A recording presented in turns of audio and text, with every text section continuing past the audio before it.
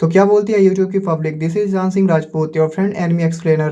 तो जैसा कि हमने पिछले एपिसोड में देखा था कि जियो चैन उस विशाल एरिना में लैंडो को सबके सामने हराने के बाद वहां से जाने लगता है, लेकिन जियो चैन के घायल होने की वजह से कुछ ब्लड ड्रॉप्स जमीन पर गिर जाते हैं और आकाश में उड़ जाते हैं, जिससे एक छोटा सा ब्लास्ट होता है, जिसे देखकर वहीं पर खड़ा इमोटस एक कैल्डर कुछ फैमिलियर नोटिस करता है और उसे पता चलता है कि उसके दो जो इंपॉर्टेंट डिसाइपल गायब हुए थे अब जियो चैन के द्वारा मारे जा चुके हैं, जिसे देखकर वो एल्डर क्विंचेंग से जियो चैन को कैप्चर करने के लिए भेज देता है। और जैसे ही क्विंचेंग जियो चैन को अपने बहुत सारे ब्लेड से मारने वाली होती है, वैसे ही बहुत ही पावरफुल बीस्ट की आवाज सुनाई देती है। तो यहीं से इस एपिसोड की स्टार्टिंग होती है, जहां हमें दिखाया जाता है कि एक बहुत ही पावरफुल अटैक की वजह से क्विंचेंग के ब्लेड्स हवा में इधर उधर बिखर जाते हैं और क्विंचेंग भी उड़ते हुए कुछ कदम पीछे लेती है। तभी हमें जियो चैन के ब्रदर जायंट टैप को दिखाया जाता है, जिसे देखकर क्विंचेंग के होश उड़ जाते हैं। जिसके बाद हवा में उड़ते हुए क्विंचेंग अपने आसपास देखती है कि वहां के चारों तरफ पावरफुल एप्स की पूरी टोली उसे घेर चुकी है, जिसे देखकर वो सोचती है क्या चल रहा है यहाँ और ये सब यहाँ क्यों है। और इसके बाद हमें रिवर के पास वाटरफॉल का सीन दिखाया जाता है, जहाँ जियो चैन ब्रदर एप से पूछता है कि तुम्हें हमारे थ्री फ्रेंड्स ने यहाँ आने के लिए कैसे कन्वाइंस किया। जिस सवाल को ब्रदर एप इग्नोर करते हुए जियो चैन को वहाँ की स्पिरिचुअल एनर्जी को एब्जॉर्ब करने के लिए कहता है। तभी ब्रदर एप जियो चैन को टच करते हुए उसकी इंजुरीज की ओर इशारा करता है, जिस पर जियो चैन उसे बताता है कि चिंता करने की कोई जरूरत नहीं है, फाइट करने की वजह से मेरी एनर्जी एग्जॉस्ट हो गई है, इसलिए मैं थोड़ा थका हुआ हूँ, लेकिन मैं कुछ समय बाद अपने आप रिकवर हो जाऊंगा, इसलिए तुम्हें इस बारे में ज्यादा चिंता करने की कोई जरूरत नहीं है। जिसे सुनकर ब्रदर एप एक राहत की सांस लेता है। तभी पहाड़ की चोटी पर से उसके फ्रेंड उसे चलने के लिए कहते हैं, जिसे सुनकर ब्रदर एप उस पहाड़ की चोटी पर चला जाता है। जिसके बाद जियो चैन को उस पहाड़ की चोटी पर से अपने खाने के लिए इशारा करता है कि मेरे लिए खाना बनाना भूलना मत। जिसे देखकर जियो चैन ब्रदर एप की बात को समझ जाता है और उसे बचाने के लिए थैंक्स करता है। तभी पीछे से केके जियो चैन के कंधे में छलांग लगा देता है और खुशी से उसके कंधे पर बैठ जाता है। जिसके बाद वो तीनों स्केलेटन भी वहां आ जाते हैं, जिसे देखकर जियो चैन बोलता है ये तुम लोगों ने बहुत अच्छा किया और ब्रदर एप को समय पर यहाँ बुलाया, नहीं तो आज मैं वहीं फंस के रह जाता। जिसे सुनकर वो तीनों स्केलेटन हाँ में सर हिलाते हैं और जियोचन को बताते हैं कि वे लोग लैंड नुओ की लोकेशन ढूंढ चुके हैं। जिसके बाद वो जियोचन को एक स्क्रॉल देते हैं। तभी हमें पास्ट का सीन दिखाया जाता है, जो कि ओल्ड बारबेरियन की बलिदान देने वाली जगह होती है, जहाँ वो तीनों स्केलेटन नाच रहे होते हैं और घंटियां बजा बजा कर किसी को प्रसन्न कर रहे होते हैं। जिसके बाद वो तीनों स्केलेटन अचानक से एक तरफ झुक जाते हैं और एक ब्रेसलेट को उस जगह पर रख देते हैं, जिससे कोई चीज अंदर खींच लेती है और बदले में उन्हें एक स्क्रॉल देती है। जिसके बाद सीन शिफ्ट करके हमें प्रेजेंट का दिखाया जाता है और ये वही स्क्रॉल होता है जिसमें जियोचैन को लैंड लुओ की लोकेशन के बारे में पता चलता है, जो कि स्कल माउंटेन बोन्सी में रह रही होती है।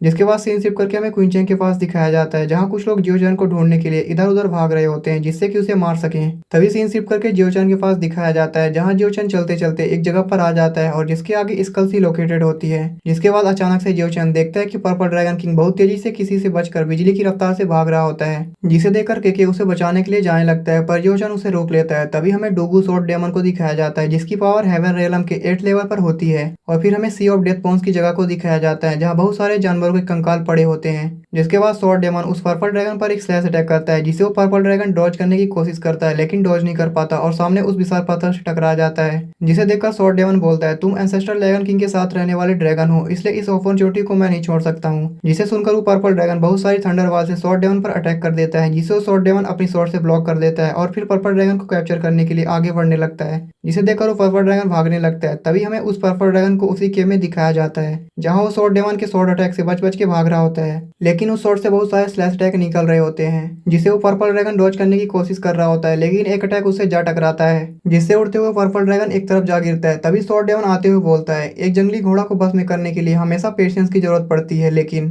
दुर्भाग्यवश मेरे पास पेशेंस लिमिटेड है। और ये कहकर अपना पैर जमीन पर पटकता है, जिससे एक बहुत ही पावरफुल स्वॉर्ड अपने म्यान से निकलती है और स्वॉर्ड डेमन के हाथ में आ जाती है। तभी वो एक फाइनल स्लैश अटैक करते हुए बोलता है जो मेरी बात नहीं मानता उन्हें मर जाना चाहिए। और जैसे वो अटैक उस पर्पल ड्रैगन को लगने वाला होता है, वैसे एक बहुत ही पावरफुल थंडर शॉट आकर सीधे जमीन में लगती है, जिससे एक बहुत ही पावरफुल प्रेशर रिलीज होता है और धीरे धीरे करके उस जगह का टाइम फ्रीज होने लगता है। और कुछ देर बाद उस लड़की और पर्पल ड्रैगन को छोड़कर वहां पर सब कुछ रुक जाता है। जिसके बाद एक ब्यूटीफुल सी लड़की को दिखाया जाता है, जो कि अपने शॉट को वापस अपने पास बुला लेती है, जिसे देखकर वो पर्पल ड्रैगन उसके पास चला जाता है। और अब वो लड़की उस ड्रैगन के ऊपर हाथ फेरते हुए बोलती है क्या तुमने पर्याप्त खेल खेला, और आगे बोलती है अब चलने का समय हो गया है। जिसे सुनकर वो पर्पल ड्रैगन वहां से चला जाता है। तभी वो ब्यूटीफुल सी दिखने वाली लड़की स्वॉर्ड डेमन की तरफ देखते हुए बोलती है लोगों को मारना इसका सेकंड नेचर बन गया है, इस पर्सन का हार्ट बहुत ही डीपली एविल फोर्सेस को द्वारा करप्ट हो चुका है। और फिर अपना सर नाम में हिलाते हुए वहां से चली जाती है, जिससे वो स्वॉर्ड डेमन आजाद हो जाता है और आजाद होते हुए बोलता है इस ड्रैगन आइलैंड पर अभी भी एक पावरफुल पर्सन है जो मुझे रोक सकता है। जिसके बाद वो स्वॉर्ड डेमन हंसते हुए बोलता है केवल वही पर्सन इस लोन स्वॉर्ड डेमन का ओपोनेंट होने के वर्दी है।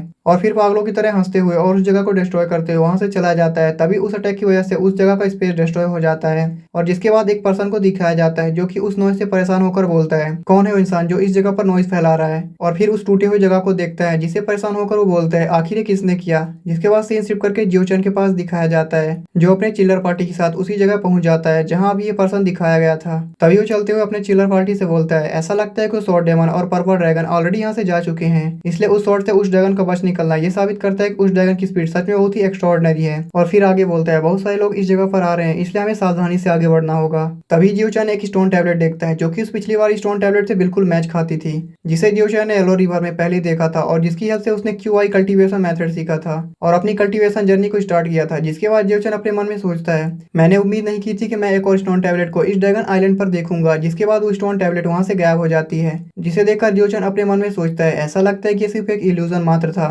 तभी केके कूद कर उस तरफ जाने लगता है, जिसे देखकर जियो चैन उसे रोकने की कोशिश करता है लेकिन वो नहीं रुकता, जिससे वो सभी उसके पीछे जाने लगते हैं। तभी वो लोग उसी सेम जगह पर आ जाते हैं जहाँ भी कुछ देर पहले उस स्पेस में रहने वाला इंसान दिखाई दिया था। जिसके बाद जियो चैन उन कंकाल को देखकर अपने मन में सोचता है, मुझे उम्मीद नहीं थी कि इस बोनसी में एक्चुअली में इस प्रकार की भी जगह होगी, इसलिए क्या इसका मतलब ये है कि कोई यहाँ रहता है। और ये कहकर वहां से आगे बढ़ने लगता है। तभी अचानक से एक स्केलेटन वहीं पर पड़ी एक खोपड़ी को उठाकर अपने फेस पर पहन लेता है और इधर उधर भागने लगता है, जिसे देखकर दूसरा स्केलेटन बड़ी मुश्किल से उसके फेस से उस खोपड़ी को निकालता है, लेकिन वो खोपड़ी वाला स्केलेटन उड़ते हुए वहीं रखी उस बोन से टकरा जाता है और नीचे गिरता है, जिससे वो सभी बोन एक दूसरे के ऊपर गिरने लगते हैं। जिसे देखकर जियोचन और केके उस स्केलेटन को सावधान करते हैं और वो सभी वहां से बचकर भागने लगते हैं।